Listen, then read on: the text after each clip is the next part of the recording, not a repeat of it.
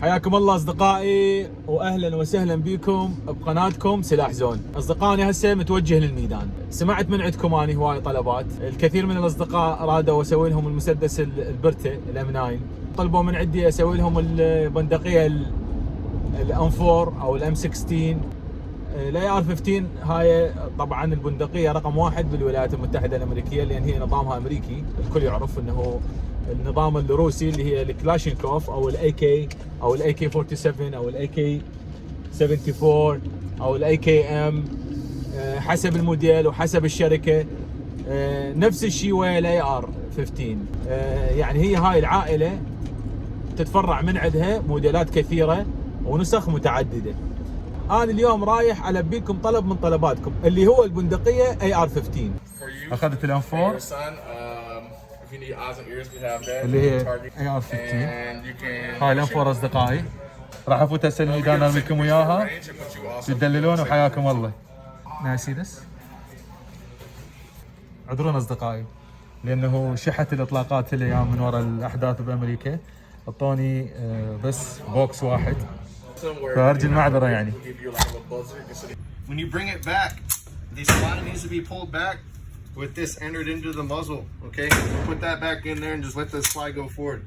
Before you exit the range, make sure you knock 3 times on the door really loud, just in case one of us back here doesn't have hearing protection on. It gives me yellow ears, okay? For the rifle, the minimum distance that you can shoot at the target is 15, nothing less than 15. 15 and out. Let me see a 3. No, 3's not done yet. But like, once he leaves, I can get you guys over there. The closest I can get is 5. 5 is good. Okay. 5 is good. All right. So if you guys have any malfunctions, like if it doesn't shoot or whatever, just let me know and I'll come and take a look at it. Okay. Okay. You guys. شباب اول مره يجون، الضابط مال الرينج قاعد يشرح لهم شروط الامان. Thank you so much. All right. Thank you. Yeah. So 1 and 5. You guys are good to go. مثل ما تشوفون اصدقائي جينا للميدان حتى نرمي الرشاشه مالت البندقيه مالتنا الام 4.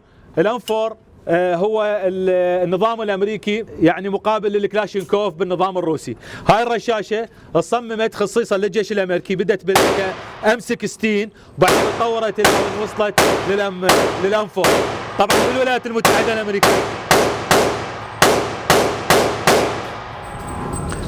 بالولايات المتحدة الأمريكية يسموها اي ار 15. الاي ار 15 هي عائلة السلاح الأمريكي اللي هو اما ام 16 او ام 4. هاي تحديدا صناعة شركة سميث اند ويسون ام ام بي، صناعتها أمريكية. هاي تشوفوها، هاي صناعتها وهاي هي. هذا مانع اللهب مالتها. هاي الفرضة، أول شيء مانع اللهب وبعدين الفرضة. طبعا السلاح ما معقد. بالنسبه لي انا افضل الكلاشينكوف، فاذا انت مثلا عندك الام 4 ومتدرب عليها اكيد تكون الام 4 بالنسبه لك الاحسن. الطلقه مالتها مثل ما تشوفون طلقه صغيره مقارنه بالكلاشينكوف. بالنسبه لي انا مثلا الكلاشينكوف افضلها لانه انا افتهم بها واعرف بها، لكنه ما اعرف بالام 4 يعني بصراحه.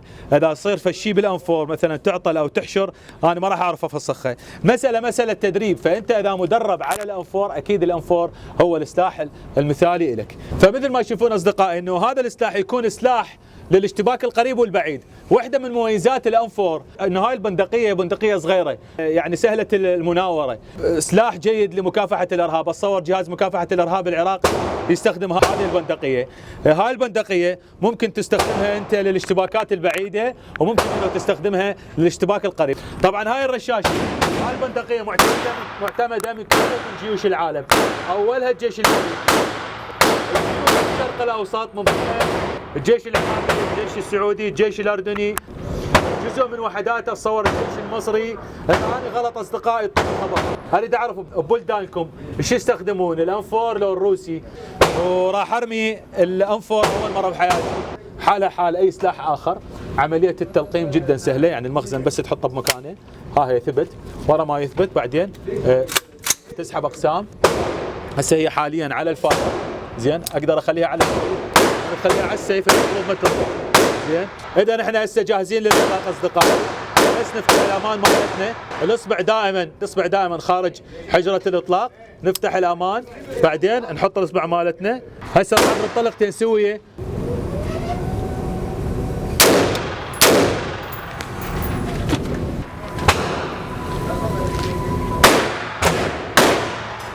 طبعا انا من نزلت البندقيه خليتها على السلم، من راح ارفعها اصبعي وين؟ خارج الزناد، بندقيه باتجاه عمق الميدان، اخذ الوضع مالتي، اخذ وضع الرمايه، افتح الامان، اجهز،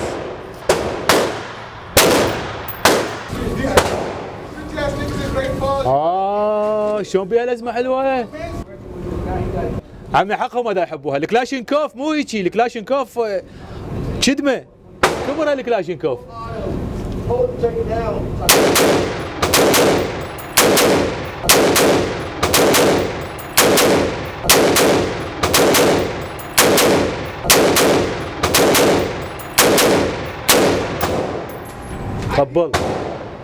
تخبل رشاشه حلوه. يبقى الكلاشينكوف بعيني ابو السلاح بالنسبه لي، لانه انا هذا السلاح اللي اعرف له، يعني لا حد يلومني. اذا انت تعرف للانفور وتصور الانفور هي الاحسن، فهذا يعني رايك الخاص، ما اقدر انا اجادلك به.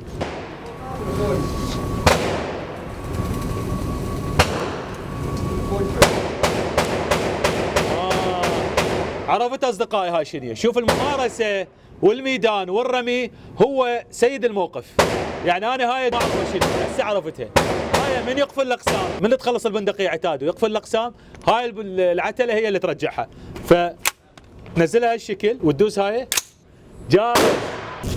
طبعا انا متعلم الزمها هالشكل، فراح الزمها هيجي لانه حركه كلش عجبتني. شوف هاي اللزمه، شوف. حياكم الله اصدقائي بقناتكم سلاح زون.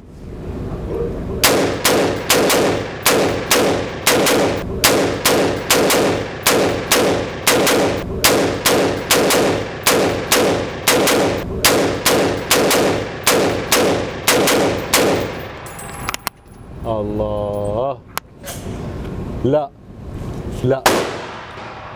اصدقائي عشاق الانفور، عمي حكم والله العظيم حكم. اولا الرشاشه خفيفه وسلسه وسهله التعامل وبيها لزمه تموت عمي. والنوبه شنو هسه انا مطولها هاي، لانه عبالي هذا يرجع بالسحب بالجسمه، يعني مثل الاقسام. طلع هذا ما يرجع، يعني انا اقدر ارمي بيها بعد اصغر يعني تحضنها حضن. لا عجبتني كلش.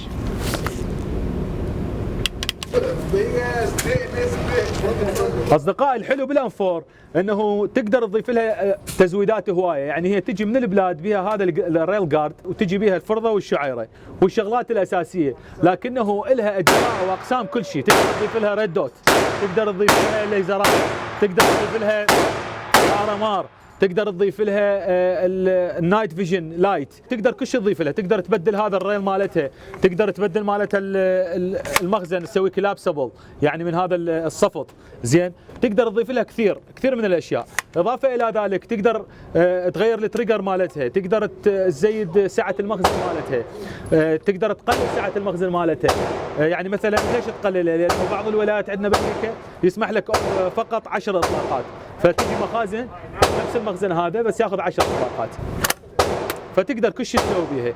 هي شكلها حلو، انا هسه صراحه يعني شكلها حتى احلى من الكلاشينكوف بعيني، لكنه انا كنت بعيد عنها لانه يعني سمعت من اصدقائي اللي عندهم انفورات الاي ار15 دائما يقولوا لي انه تحب تنظيف، وانا يعني بصراحه موضوع التنظيف من كثر ما اجي ارمي، يعني هسه المفروض انت كل ما ترميها ترجع تنظفها هاي الانفور، بينما الكلاشينكوف تتحمل، هي المفروض نفس الشيء، بس الكلاشينكوف يتحمل تراب ويتحمل ماء ويتحمل كل شيء، ويتحمل بارود، لكنه هذا معروف عنه لازم كل ما ترمي به تنظفه.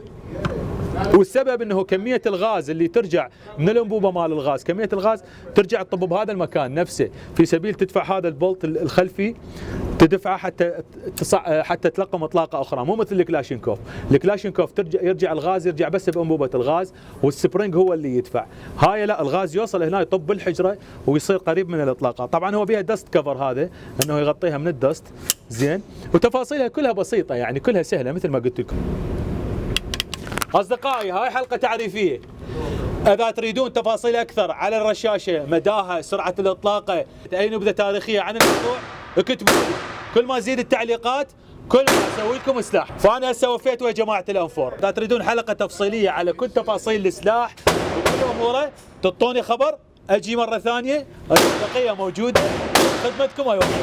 حياكم الله بقناة سلاح زون.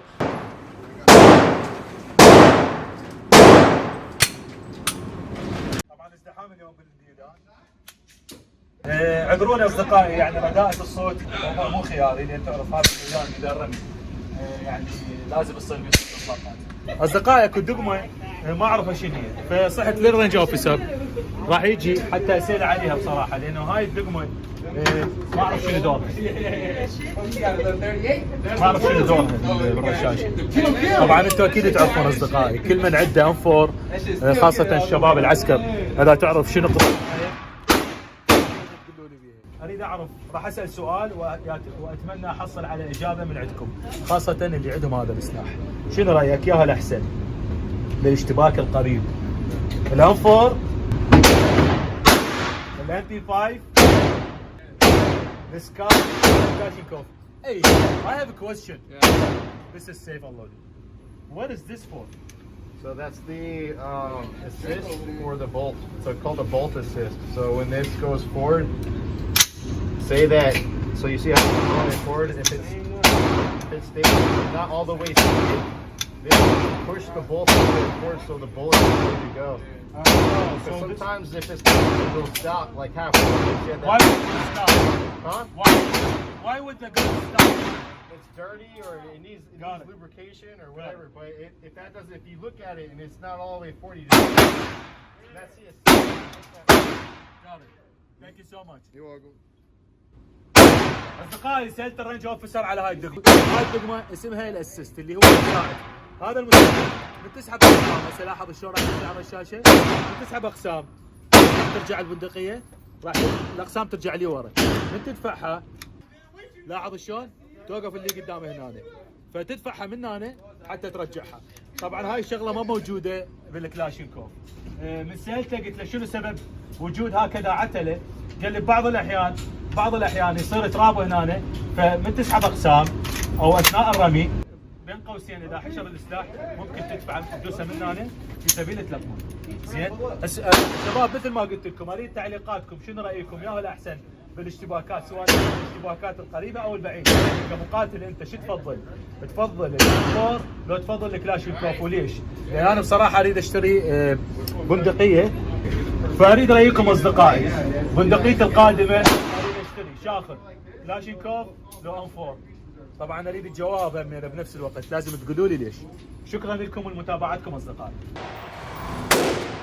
شكرا اصدقائي لمتابعتكم، وحياكم الله بقناه سلاح زون، ولا تنسون لايك وسبسكرايب، وجمعه الاخ راح تكون عندكم حلقه مميزه. Oh, excuse me. I'm sorry, man. خلصنا رمي اصدقائي. اتمنى عجبتكم الحلقه اصدقائي، ان شاء الله باكر راح اجي همين الميدان اصور لكم حلقه جديده. اي قطعه سلاح تعجبكم تعطوني خبر من عيوني. How's your day, brother? Hi, brother. Hi, brother. Thank you so much. You out on that show, man. Yeah. You'll be on my TV, man. Yes, sir. All right. Thank you. دول الشباب التقيت بهم جوا كانوا يرمون، حبابين كلش حبابين، خوش ولد. اصدقائي الاعزاء، ورا ما خلصت رمي وراجع بالطريق للبيت، حبيت ادردش وياكم شويه على الانفور. حبيت اقول لكم شنو انطباعي على الانفور ورا ما رميتها اليوم بالميدان. اول شيء صغر حجم السلاح عجبني كلش، حجم السلاح وصغر حجمه، قصر السلاح وقصر البيرل يعطيني مجال للمناوره. الشباب اللي يشتغلون بمكافحه الارهاب والاقتحامات، يعني اذا بدي استخدم الكلاشينكوف داخل مبنى مو مثل الانفور. طبعا هو الفرق شبر زين او نص شبر، مو فرق كبير، لكنه بعض الاحيان حجم السلاح او صغر السلاح يؤثر على طبيعه المهمه. هسه يجي واحد يقول لي مثلا اقدر استخدم شو اسمه المسدس، طبعا المسدس ما به مشكله، ويجي واحد ثاني يقول لي ابى اقدر استخدم القصيره اللي ما ادري شو تسموها انتم، احنا نسميها دريجو. زين يعني مثل الكلاشينكوف وتكون قصيره او مقصره.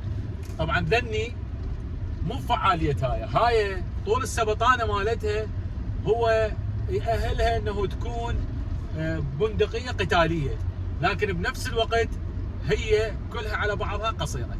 لهذا السبب انا حبيتها. اولا قصر السلاح وصغر حجمه. الكلابسبل ستاك اللي هو الاخمص اللي قابل انه يصغر يتكبر ويصغر، هذا كلش مهم بالنسبه لي لانه اقدر اصغره بعد راح تصغر اكثر البندقيه.